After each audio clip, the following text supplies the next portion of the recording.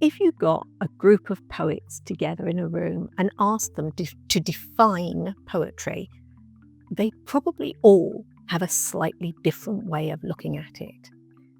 There isn't one definition. One of the definitions that I particularly like is it's the genre of writing where the writer has more control over what appears on the page than the typesetter does. But that's not actually tremendously helpful. So another that I like is from Phil Roberts, and his definition of poetry is the most complex and adult word game of all. Now, I'm not sure that that's particularly helpful, but it does appeal to my sense of what poetry is. And maybe that word game, he describes it as a word game. Now, maybe that's one of the reasons that when you're in a writing group and one of the activities that they often do is to issue a challenge or to do a game where everybody has the same rules and they have to write a piece, maybe a poem, maybe flash fiction, maybe fiction, whatever it is, but they have to write their next piece following those rules. Because after all, that's what really defines a game, is how it is played, following the rules. One of the problems of treating poetry as a word game is that it focuses too much on the mechanics, on the technicality, on the rules, and it can make it very, very rigid, very predictable, very, I don't know, as a sonnet, for example, we start counting syllables and counting the meter exactly and saying, oh, I need an adjective here, it's got to have 3 syllables and it's got to have the stress in the middle one. And instead of actually thinking of the poem as a crafted piece of writing, we're looking at the mechanics of making that poem work. And so if you have a writing challenge, that is potentially one of the problems. Years ago, in one of the groups that I attended, there was a challenge where we had to hide words in the wrap between lines. And it was quite a difficult thing to do.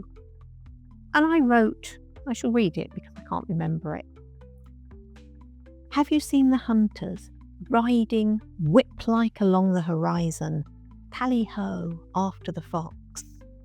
Trotting now, slowing, walking the horses, waiting, listening, as the master of hounds whistles to panting dogs.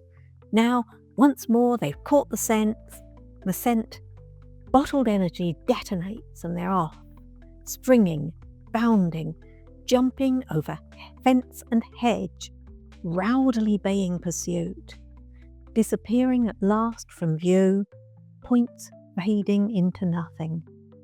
The curtain closes. And I remember writing that and being really proud because I'd fulfilled the brief. We'd been told every line, as it wraps onto the next one, has to hide a word in there. And I'd done it.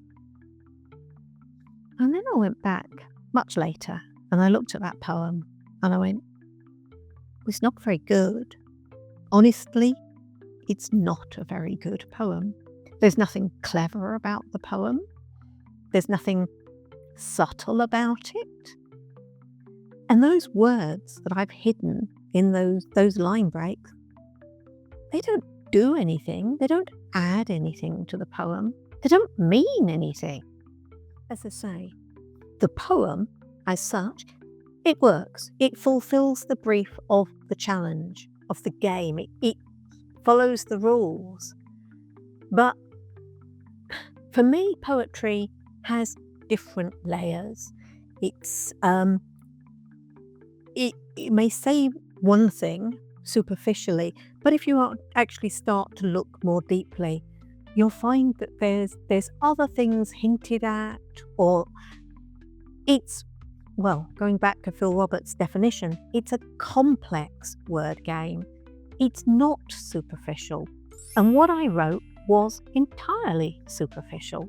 That list of words that I'd embedded, riding whip, horizontally, foxtrot, waiting list, they don't add anything. There is nothing subliminal. There is nothing insightful. They're just a list of random words. And for me, by sticking to the rules of that game, I actually didn't write a poem. I wrote a piece of clever text. And I think that that's one of the things that we have to remember when we're in a group and someone sets us a challenge or sets us a game to play. We need to think about what actually our intention is. Our intention is surely to improve our writing, to write well, to create something worth reading. But if all we're doing is following a set of rules, then we may never get to having written something worth reading.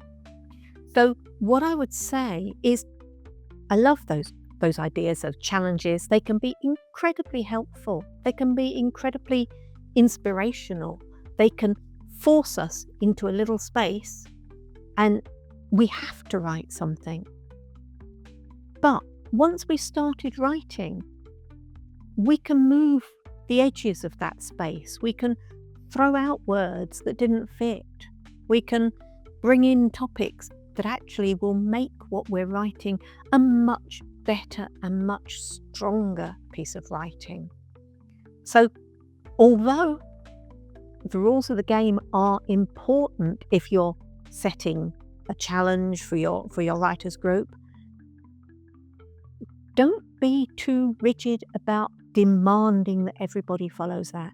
If someone writes a brilliant piece of writing and they forget one of the words that was on the list that they were supposed to include, it's a brilliant piece of writing. And quite frankly, that's what we should be aiming for.